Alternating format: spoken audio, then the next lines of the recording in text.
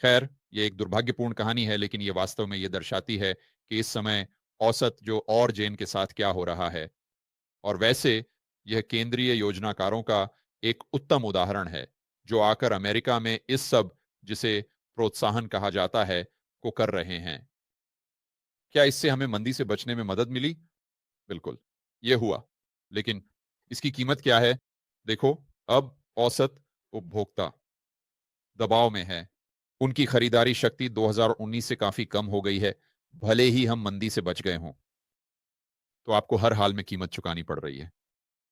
आप सरकारी कार्यक्रमों से तात्कालिक वृद्धि देख सकते हैं, जो अर्थव्यवस्था को विकृत करती है। बहुत अधिक चीजें, या आप इन सभी सरकारी कार्यक्रमों को कर सकते हैं और बस इस चीनी की तरह की तात्कालिक वृद्धि को देख सकते हैं, जो अर्थव्यवस्था को विकृत कर देती है। तो जब आपको अंततः कीमत चुकानी पड़ती है, तो आप एक बहुत बड़ी कीमत चुका रहे होते हैं। और अभी हम देख रहे हैं कि औसत अमेरिकी सरकार की प्रतिक्रिया की कीमत चुका रहा है, जो कि सर्वासियस बीमारी के लिए थी, जिसने हमें अस्थायी रूप से मंदी से बाहर रखा। मैं यह तर्क करूंगा कि अगर आपने सभी को एक पिंजरे में बंद नहीं किया होता और लोगों को अपने निर्णय लेने दिया होता, और आप स्टेमी चेक नहीं करते, हाँ, हम मंदी से गुजर चुके होते, लेकिन आज हम इससे गुजर रहे होते, बहुत बहुत बहुत बेहतर स्थिति में और आर्थिक रूप से बहुत मजबूत आधार पर। ठीक है, चलो इस लेख पर चलते हैं। उस बात को उजागर करता है हम बात कर रहे हैं, और ये भी ब्लूमबर्ग पर है। तो कामकाजी अमेरिकियों, मुझे याद है कि मैं बड़ा हो रहा था और शायद मैं बस नाइव था क्योंकि मैं एक बच्चा था। लेकिन जब मैंने खाद्य बैंकों या खाद्य स्टैंप्स या जो भी उन्हें अब कहा जाता है के बारे में सोचा, तो मेरे लिए जो पहली चीज मेरे दिमाग में आई या जो छवि मेरे मन में थी वह थी, ये सिर्फ उन लोगों के लिए है जिनके पास नौकरी नहीं है, क्योंकि उन्हें अपने खर्चे पूरे करने हैं। उनके पास नौकरी नहीं है, इसीलिए आप जानते हैं उन्हें कुछ अस्थाई मदद की जरूरत है। ठीक है, लेकिन ऐसा लगता है कि अब खाद्य स्टैंप्स और शायद खाद्य बैंक सिर्फ उन अमेरिकियों के लिए नहीं हैं जिनके पास नौकरी नहीं है। लेकिन कौन जानता है, वे लोग जो सालाना $100,000 कमा रहे हैं इन चीजों का उपयोग कर सकते हैं। अब महत्वपूर्ण प्रतिशत में मेरा मतलब है यही होता है। यहां कोई मुफ्त का खाना नहीं है। यहां कोई मुफ्त का खाना नहीं है। आप वहां बैठकर कह सकते हैं कि अमेरिका असाधारण है क्योंकि हमने मंदी से बचने में सफलता पाई, लेकिन यह सच हो सकता है। लेकिन यह ऐसा नहीं है कि यह बिना किसी कीमत के हासिल किया गया।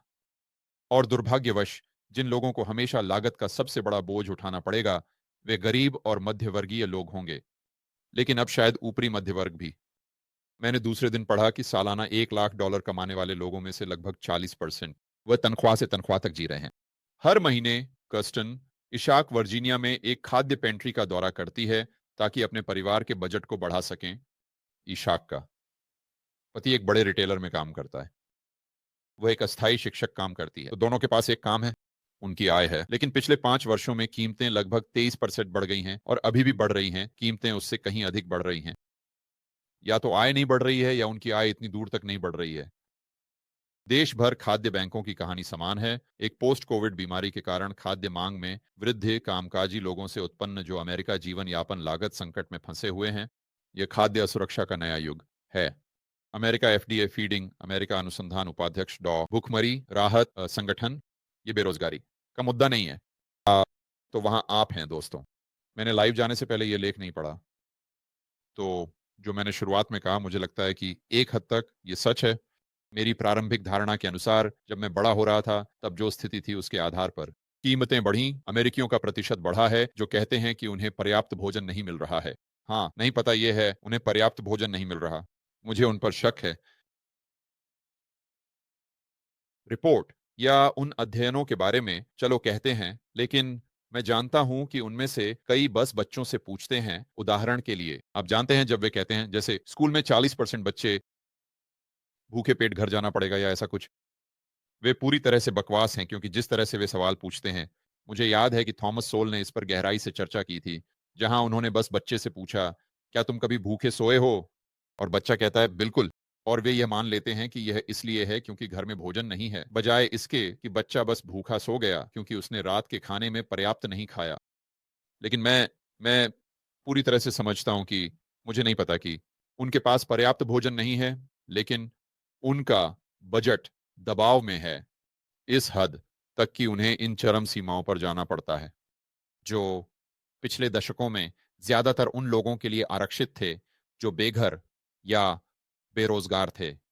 वे कहते हैं मजबूत आर्थिक विकास और ऐतिहासिक रूप से कम बेरोजगारी के बावजूद वे आंकड़े 2024 से ऊंचे बने हुए हैं।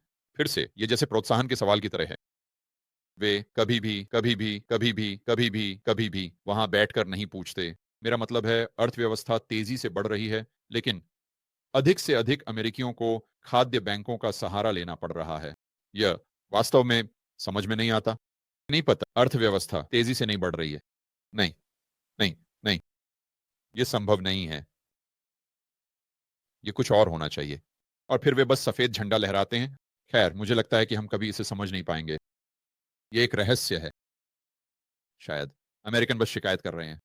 वे मोटे और आलसी हैं और वे शिकायत कर रहे हैं कि उन्हें अपने बजट को खींचना पड़ता है बिना एहसास कि वे अमीर हैं। ये वही है जिसके बारे में क्रूगमैन हमेशा बात करते हैं, ये सभी विशेषज्ञ सीएनबीसी पर। भुखमरी में वृद्धि, फिर से मुझे नहीं पता कि यह भुखमरी में वृद्धि है, लेकिन अधिकतर बजट में कमी ये दिखाता है कि क्या है। तेज धार वाले चुनाव में दांव पर है फेडरल रिजर्व के अधिकारी। हम चल ये उस बात की ओर लौटता है जो मैंने पहले कही थी। ओ खैर, सब कुछ फेड के चारों ओर घूमता है, ये तो स्पष्ट है। मेरा मतलब है अगर वे बस ब्याज दरों को 8% कम कर दें तो खाद्य बैंक बस गायब हो जाएंगे। समस्या हल हो गई। समाधान चांदी की गोली। या अगर सरकार बस यहां थोड़ा और करे या वहां थोड़ा कम करे। खैर, मुझे लगता है कि ये वहां बहुत कम करने की बात है। लेकिन अगर सरकार यहां थोड़ा और करे या वहां थोड़ा और करे तो हम बस इस समस्या को समाप्त कर सकते हैं। नहीं, नहीं, नहीं, नहीं और नहीं। अगर आपकी अर्थव्यवस्था बहुत ही बुनियादी रूप से अस्वस्थ है, जो पूरी तरह से संपत्ति की कीमतों द्वारा सहारा दी गई है, तो इसका असर होगा। फेड नियंत्रण नहीं कर सकता। लोगों के खर्चों के साथ क्या हो रहा है? मेरा मतलब है बेशक वे दरों को 20% तक बढ़ा सकते हैं और इससे कीमतें कम हो सकती हैं, लेकिन ये वह प्रकार की कीमतें हैं जो आप नहीं चाहते, क्योंकि इससे खरीदने की शक्ति और भी थोड़ी कम हो जाएगी, क्योंकि मांग और कम होने वाली है, कीमतों से बहुत ही बहुत कम। फिर से यहाँ कोई मुफ्त लंच नहीं है। हम एक ही तरीके से उस बिंदु पर वापस जा सकते हैं जहां खाद्य बैंकों में जाने वाले लोगों की संख्या कम होती जा रही है। हमें क्या चाहिए? आप लोग इसका जवाब जानते हैं। ये न तो कम ब्याज दरें हैं और न ही अधिक। ये अधिक मुद्रा इकाइयां नहीं है। ये बस एक तात्कालिक समाधान है। अगर ये वास्तव में कोई समाधान है तो ये चीजों को और भी खराब बना देता है। क्या है? यहां जवाब दें। अधिक सामान और सेवाएं, अधिक सामान और सेवाएं। आप इस समस्या पर हमला करें। ये अधिक मुक्त बाजार है। ये नियमों को कम करना है। यह उद्यमियों को बाहर जाने और अधिक सामान उत्पादन करने की अनुमति देना है, ताकि औसत जो और जेन को जो चीजें खरीदनी पड़ती हैं, उनकी कीमतें कम हो सकें। ये है और ये मुश्किल है ना? क्यों हम ऐसा करें जब हम बस प्रोत्साहन चेक दे सकते हैं? या क्यों हम ऐसा करें जब हम बस मूल्य नियंत्रण कर सकते हैं? समझे? यही तरीका केंद्रीय योजनाकार सोचते हैं। यही तरीका वे काम करते हैं। क्योंकि यहां दूसरी चीज, खैर, वो कठिन है। इसका मतलब है कि मुझे काम करना, उत्पादक बनना। मैं कह रहा हूं औसत अमेरिकी सोच नहीं है, केंद्रीय योजनाकार सोच है। औसत अमेरिकी। मैं कह रहा हूं यही केंद्रीय योजनाकार का सोचने का तरीका है और उन्हें श्रेय नहीं वाला है। यह एक और बात है जिसे आपको समझना होगा। केंद्रीय योजनाकार अगर वे प्रोत्साहन चेक जारी करते हैं तो उन्हें खाद्य समस्या को हल करने के लिए श्रेय मिलेगा। लेकिन अगर वे आकर नियमों को कम करते हैं, जो कीमतें घटाते हैं, तो उन्हें इसके लिए श्रेय नहीं मिलने वाला। तो फिर उद्यमी को इसके लिए श्रेय मिलेगा।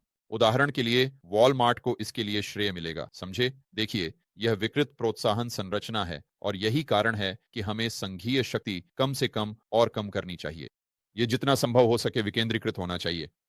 और यह सिर्फ खाना नहीं है, ये कपड़े हैं, सब कुछ, जैसे कि वे यहाँ लेख में आगे कहते हैं। और यही कारण है कि मेरे पास कुछ है। जब भी आप उन चार्ट्स को देखते हैं जहां वे कहते हैं ओह खैर, नाम मात्र वेतन सीपीआई से बहुत अधिक बढ़ गए हैं, इसीलिए लोगों के पास अधिक खरीदने की शक्ति है। आप किस ग्रह पर रह रहे हैं? मुझे वो लोग दिखाओ। मान लेते हैं कि आपके पास संपत्तियां नहीं हैं जिनके पास अब 2019 की तुलना में उनके आय के मामले में अधिक खरीदने की शक्ति है। मुझे यकीन है कि कुछ लोग होंगे, लेकिन कुल मिलाकर यह बिल्कुल भी नहीं है, वो बिल्कुल भी नहीं। और इसे देखिए, उनके शोध से पता चलता है कि खाद्य असुरक्षा में सबसे तेज वृद्धि हुई है। इस क्षेत्र वे उन घरों में थे जो $60,000 से $150,000 कमा रहे थे। आप मुझे कैसे बता सकते हैं कि अर्थव्यवस्था फल-फूल रही है? जब जो लोग सालाना $150,000 कमा रहे हैं, उनके पास किराने की दुकान जाने का बजट नहीं है। मेरा मतलब है ये पूरी तरह से पागलपन है। ये असंगति ऐसी चीज़ है जो मैंने पहले कभी नहीं देखी। जहाँ तक विशेषज्ञों का अर्थव्यवस्था और डेटा के बारे में क्या कहना है। और फिर जो आप ज़मीनी स्तर पर देख रहे हैं जानकारी, जो आप अपने पड़ोसी से सुन रहे हैं, जो आप अपने सहकर्मी से सुन रहे हैं, आपके दोस्तों और परिवार से या शायद आपकी व्यक्तिगत अनुभव से। और फिर से मैं स्पष्ट करना चाहता हूँ, उन लोगों के अलावा जो संपत्तियाँ रखते हैं। क्योंकि आप शायद पीछे बैठकर कह रहे होंगे, जॉर्डन, ज़िंदगी अच्छी है मेरे दोस्त। क्या आप मज़ाक कर रहे हैं? मेरे घर की कीमत 200% बढ़ गई है। मेरे बिटकॉइन की कीमत इस तरह बढ़ गई है। मेरे फॉर्ट कॉइन की कीमत इस तरह बढ़ गई है। मैं फँस गया हूँ। McDuck baby. ठीक है, ये ठीक है। लेकिन अब चलिए बाकी सभी पर नज़र डालते हैं और समझते हैं कि अंत में आप अमीर नहीं हो रहे हैं, मेरे दोस्त, अगर आपके पास कम सामान और सेवाओं तक पहुँच है। आखिरकार यही सब कुछ है। वे कहते हैं, लेकिन बढ़ती मांग ने 2000 के मध्य के बीच अर्थव्यवस्था की सामान और सेवाएं प्रदान करने की क्षमता को काफी पीछे छोड़ दिया। हाँ, ऐसा क्यों हुआ? इसका कारण सरकार ने सभी को एक पिंजरे में बंद कर दिया है और आपूर्ति श्रृंखलाओं को नष्ट कर दिया है। आइए दोष और जिम्मेदारी डालते हैं उन लोगों के कंधों पर जिन्होंने वास्तव में समस्या पैदा की। फेड ने कीमतों की स्थिरता बढ़ावा देने आदेश पूरा करने असफलता दिखाई। इसका कारण यह है, कीमतों की स्थिरता बेवकूफ बढ़ती आपूर्ति से आती है। ये तो आपूर्ति बढ़ाना है भगवान के लिए। आप जो करने की कोशिश कर रहे हैं, वह माँग को कम करना है और फिर वहाँ बैठकर सिर खुजाना है और ये सोचना है कि इन लोगों की खरीदारी शक्ति कम क्यों हो गई। उच्च कीमतों का इलाज उच्च कीमतें क्यों हैं? आप लोग जानते हैं। क्या इलाज है? नहीं, इलाज है। क्या लोगों के पैसे हैं? नहीं, नहीं। उच्च कीमतों का इलाज है। उच्च कीमतें इसलिए हैं क्योंकि यह अतिरिक्त आपूर्ति को ऑनलाइन आने के लिए प्रेरित करती हैं। शानदार! आप ब्याज दरें बढ़ाकर अतिरिक्त आपूर्ति को कैसे प्रोत्साहित करने जा रहे हैं? हे भगवान! अंडों की कीमत 80% बढ़ गई है। मुझे ये नहीं पता था। ये 2019 से है। और यह बीएलएस है, श्रम सांख्यिकी ब्यूरो, जो मूल रूप से झूठी सांख्यिकी का ब्यूरो है। 80%। हे दो भगवान वाह! अमेरिकी खरीदारी शक्ति कमजोर होना 2024 राष्ट्रपति चुनाव महत्वपूर्ण कारक था। बिल्कुल सही था। मैं इससे पूरी तरह सहमत हूं। ट्रंप और रिपब्लिकनों को जीत दिलाने में मदद करना। इसने फेड के सामने एक चुनौती पेश की है, जो कहता है कि वह न केवल अपनी नीतियों के समग्र प्रभाव से चिंतित है, बल्कि यह विभिन्न समूहों के लिए कैसे काम करता है। एक कठिन चुनाव के साथ क्या है? तो यहां हम इसे पूरी तरह से बेतुके स्तर पर ले जाते हैं। फेड अर्थव्यवस्था को नियंत्रित नहीं करता। आइए इसे स्पष्ट कर लें। ठीक है। और अगर फेड अर्थव्यवस्था को नियंत्रित नहीं करता, तो मैं आपको आश्वस्त कर सकता हूं, फेड अफ्रीकी अमेरिकियों के लिए आर्थिक माहौल को भी नियंत्रित नहीं करता। फेड महिलाओं या व्हील चेयर में बैठे लोगों के लिए आर्थिक माहौल को नियंत्रित नहीं करता। या यहां हमें ब्रेक लगाना होगा और कहना होगा, एक मिनट रुकिए। अब हम इसे पूरी तरह से ही बेतुके स्तर पर ले जा रहे हैं। और हमें बस इस बारे में ईमानदार होना चाहिए कि फेड क्या कर सकता है और क्या नहीं कर सकता। और जो वे नहीं कर सकते, मैं आपको आश्वस्त कर सकता हूं, वह उन चीजों से कहीं अधिक है जो वे कर सकते हैं। हे दोस्तों, मैं आप में से हर एक को व्यक्तिगत रूप से इस साल के रेबेल कैपिटलिस्ट लाइव में आने के लिए आमंत्रित करना चाहता हूं। ये एक अद्भुत सम्मेलन है जो मैं हर साल आयोजित करता हूं। ये आपको एक बुलेट प्रूफ पोर्टफोलियो बनाने में मदद करता है।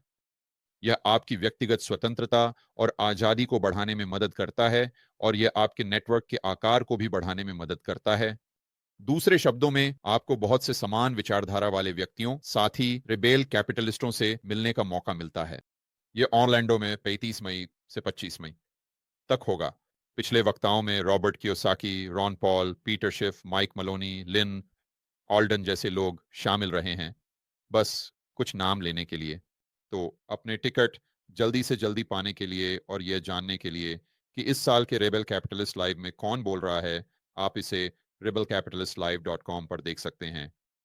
और बस एक छोटी सी अंदर की जानकारी, अगर आप अपने टिकट जल्दी ले लेते हैं तो आपको छूट मिल सकती है, क्योंकि जैसे जैसे हम कार्यक्रम के करीब पहुंचते हैं, टिकट की कीमतें बढ़ जाती हैं।